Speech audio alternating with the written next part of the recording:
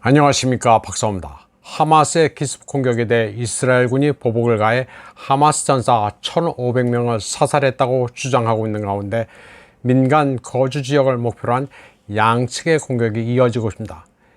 이스라엘이 가자 지구를 공습하자 하마스 측은 이스라엘의 항구 도시 아슈켈론에 로켓을 날려 유류 저장고 등을 파괴했습니다.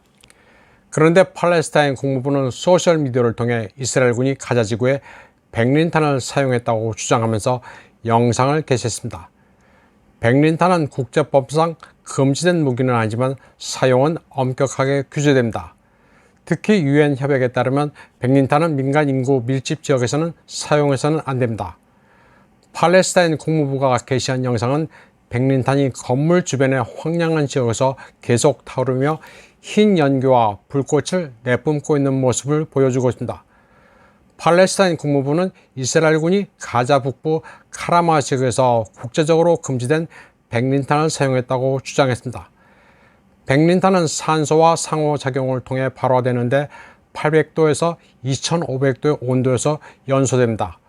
왁스 같은 성질을 가지고 있어 쉽게 표면에 달라붙고 닦거나 소화하기가 힘듭니다. 백린탄이 사람이 묻으면 뼈까지 깊은 화상을 입게 됩니다.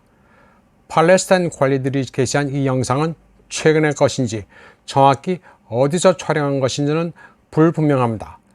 그러나 이스라엘은 과거에도 백린탄을 반복적으로 사용해왔습니다.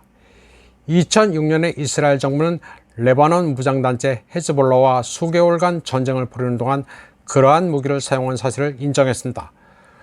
또 이스라엘군은 2008년 12월에서 2009년 1월까지 가자 지구에서 공세를 벌이는 동안 백린탄 사용을 시인했습니다. 따라서 이번에 또다시 사용했다고 해도 별로 이상하지 않습니다. 이번 팔레스타인 국무부의 주장에 대해 이스라엘 측은 아직까지 논평하고 있지 않습니다.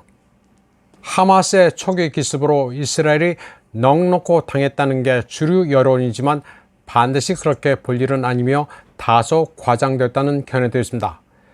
미엘 호다레녹 예벽 러시아군 대령은 이스라엘 정보기관과 방공망이 낮잠을 자고 있다가 당했다는 것은 과장됐다면서 이번 전쟁은 가자 지구의 종말로 이어질 수 있다고 지적했습니다.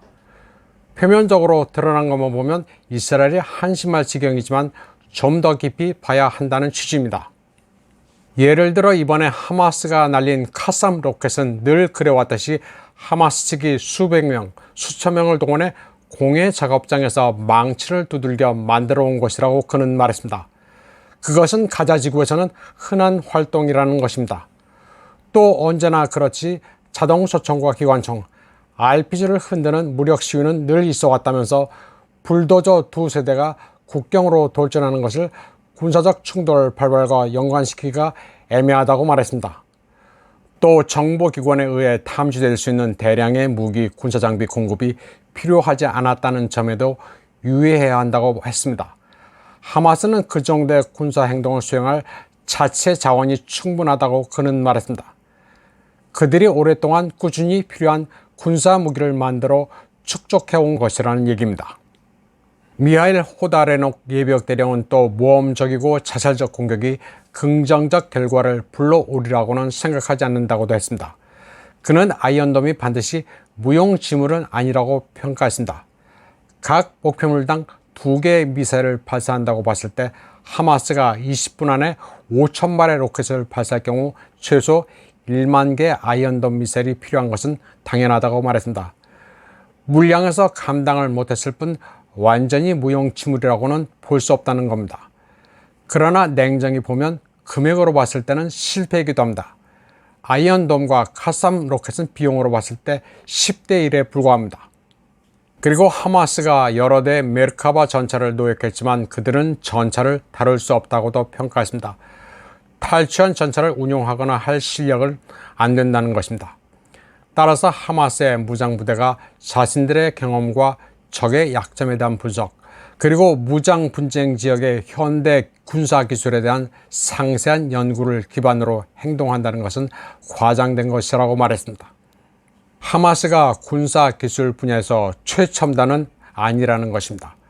그는 또 레바논의 헤즈볼라가 하마스 편에 본격적으로 서게 되면 이스라엘의 상황을 더욱 복잡하게 만들 수 있지만 그들의 전투 능력 역시 과장되면 안 된다고 말했습니다. 참고로 하마스는 순위파, 헤즈볼라는 시아파입니다. 미하일 호다레녹 예비역 러시아군 대령은 이스라엘 군대에서 더 중요한 문제는 인질의 안전이지만 그들을 구해내는 것은 사실상 불가능하다고 말했습니다. 그리고 이스라엘군이 압도적 전력으로 하마스 조직을 정면에서 격파할 수 있다는 것은 의심의 여지가 없다고 말했습니다. 그리고 이스라엘군은 벙커버스터 같은 최첨단 무기를 곧 사용할 것이라고 예측했습니다. 이번 방송은 여기까지 하겠습니다. 시청해주신 여러분 감사합니다.